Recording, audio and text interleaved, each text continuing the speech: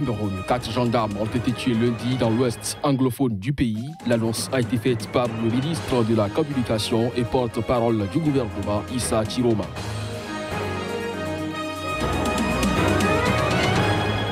Inquiétude au sein de l'ONU suite à la disparition dimanche de 6 humanitaires dans une région du nord-ouest du Soudan du Sud. Le coordonnateur de l'ONU pour les affaires humanitaires dans la région s'en préoccupe. Au Bénin, le procès dans le dossier BIBE-CNSS a été reporté pour le 30 janvier. Les accusés n'ont pas eu gain de cause en ce qui concerne la récusation du juge en charge de l'affaire qu'ils estiment impartiale. Mesdames, Messieurs, bonjour et bienvenue dans cette édition en Afrique du Sud. C'est officiel, c'est connu, le vice-président Cyril Ramaphosa a pris la direction du parti au pouvoir, le Congrès national africain. Mais sa victoire obtenue sur le fil lui laisse peu de marge de manœuvre pour lutter contre la corruption d'une part et relancer l'économie d'ici aux prochaines élections de 2019 d'autre part. On fait le point à travers donc ce reportage. Cyril Ramaphosa a succédé au président Jacob Zuma à la tête de l'ANC, le parti au pouvoir en Afrique du Sud, depuis la fin du régime de l'apartheid en 1994. Il est désormais bien placé pour devenir le président du pays en 2019, mais sa victoire laisse tout de même un arrière-goût d'inachevé. Le scrutin auquel participaient près de 5000 délégués de l'ANC a été extrêmement serré. Cyril Ramaphosa n'a dévancé que de 179 voix son adversaire Nkosazana Dlamini Zuma, soutenu par son ex-époux Jacob Zuma. Il n'a donc pas réussi à obtenir la majorité au sein de la nouvelle direction de l'ANC, essentielle pour mener à bien ses réformes et se démarquer de l'ère Zuma. Les deux camps se sont parfaitement repartis les 6 postes clés du parti.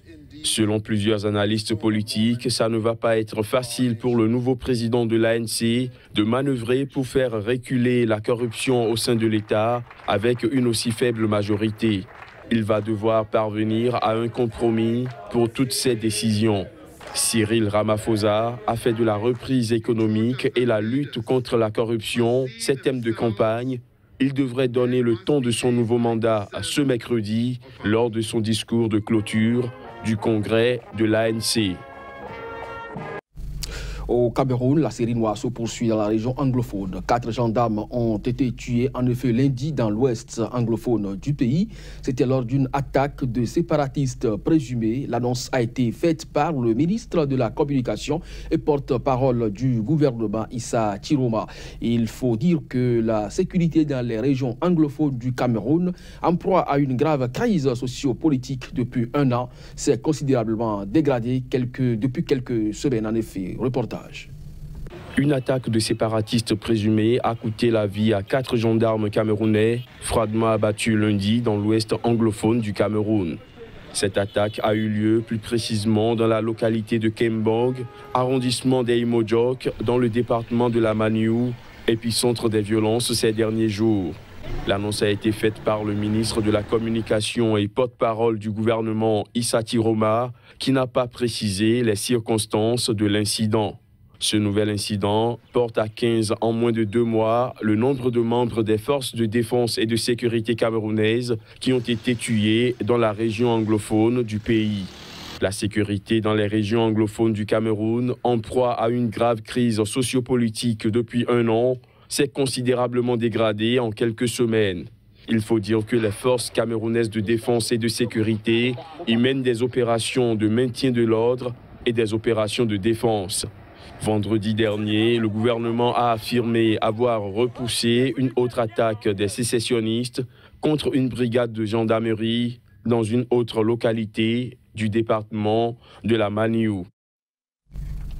Au Bénin, la comparution du syndicaliste et opposant Laurent Metognon et ses co-accusés dans le dossier de placement de fonds et de retour aux commissions illégalement perçues prévu hier mardi n'a pas eu lieu.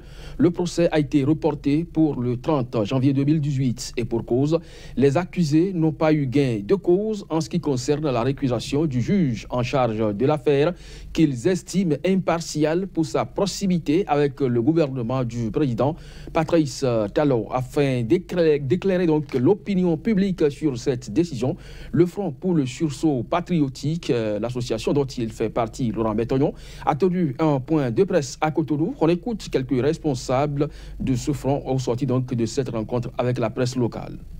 Nos clients, les Métognon Laurent et ses compagnons, ayant écrit pour demander aux juges de se déporter conformément aux droits que leur confère la Constitution, dans le cadre de la mise en œuvre des droits de la défense, à leur grande surprise, ils ont constaté que le juge, à qui ils ont demandé très respectueusement de se déporter, c'est lui qui voulait prendre l'audience et les juger. Sur ce fait, ils ont rappelé qu'ils lui ont écrit et qu'une suite n'a été donnée à leur demande. Et sur cette base, ils ont dit qu'ils ne peuvent pas parler. Bien, le juge est passé outre et a pris l'audience. C'est là où ils ont déposé par le ministère de leurs avocats que nous sommes un recours en inconstitutionnalité. Le juge a reçu ce recours-là et a suspendu l'audience. Mais en attendant que la Cour constitutionnelle puisse statuer, il a renvoyé. Maintenant, le renvoi a été fait au 30 janvier 2018. Ils veulent tuer l'espoir. Ils veulent tuer l'espoir.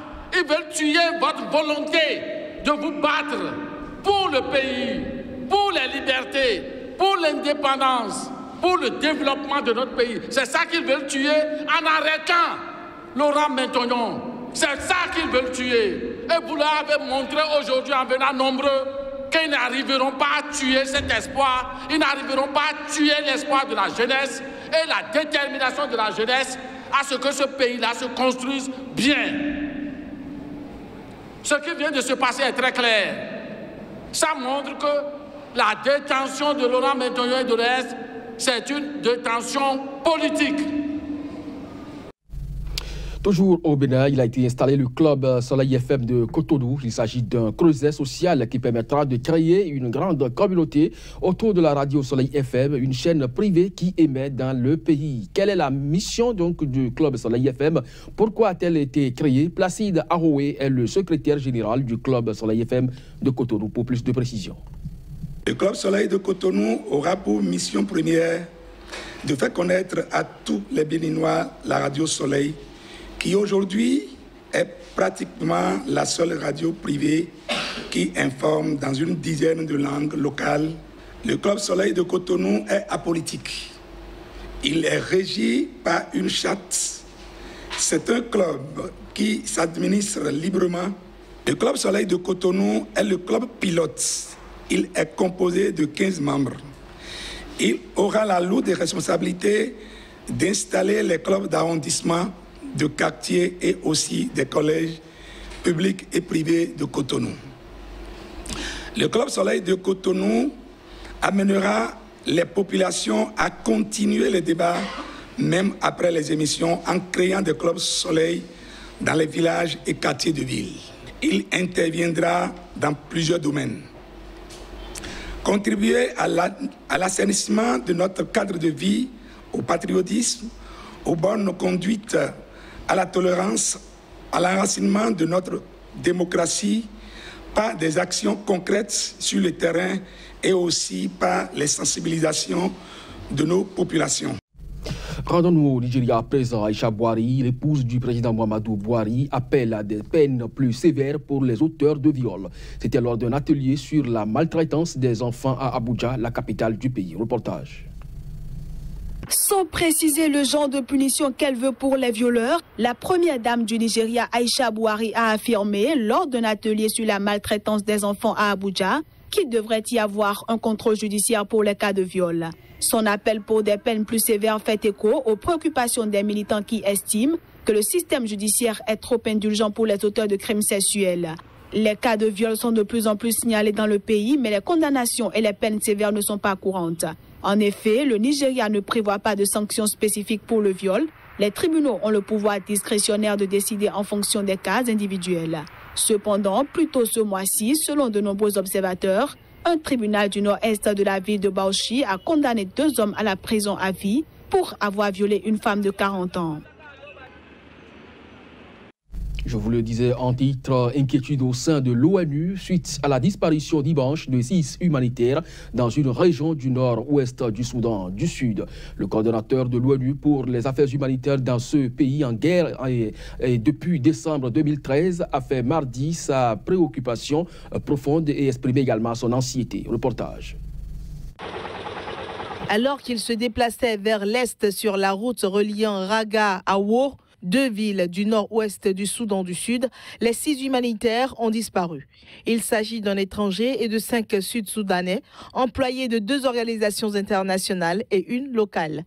Le coordinateur de l'ONU pour les affaires humanitaires dans ce pays, Alain Noudéour, a réclamé aux parties au conflit à respecter la neutralité des opérations humanitaires en cours dans un pays où les travailleurs humanitaires sont régulièrement victimes de harcèlement et d'attaques parfois meurtrières. En effet, l'ONG Solidarité Internationale avait annoncé lundi à Paris avoir perdu le contact depuis dimanche avec 3 membres de son équipe dans cette même région. Dans le même temps, le gouvernement du Soudan du Sud et les rebelles emmenés par l'ancien vice-président Riek Machar se sont mutuellement accusés de s'en être pris à des humanitaires dans cette zone. Le ministère de l'Information a affirmé que les forces de Riek Machar avaient tendu une embuscade à une trentaine de kilomètres de Raga, au cours de laquelle 8 civils ont été tués et 4 humanitaires enlevés. À l'inverse, un porte-parole de la rébellion du SPLA-IO a affirmé que les forces auxquelles il appartient avaient intercepté un convoi d'armes et de munitions destinées à des offensives contre les bases rebelles. 4 travailleurs humanitaires ont, à cette occasion, été utilisés comme boucliers par le gouvernement. Ces humanitaires, dont l'identité et les organisations auxquelles ils appartiennent doivent encore être déterminées, sont sains et saufs et seront remis aux tiers intéressés le plus tôt possible, à en croire le responsable de la rébellion. Quant à l'ONU, elle n'a pas précisé si les 6 humanitaires qu'elle évoque ont disparu lors d'un seul incident. Voilà, c'est sur cette note au Soudan du Sud que nous refermons cette édition. Merci à vous de nous avoir suivis. L'information se poursuit sur SICA et ses différents sites. Très bonne journée à chacun et à tous. Au revoir.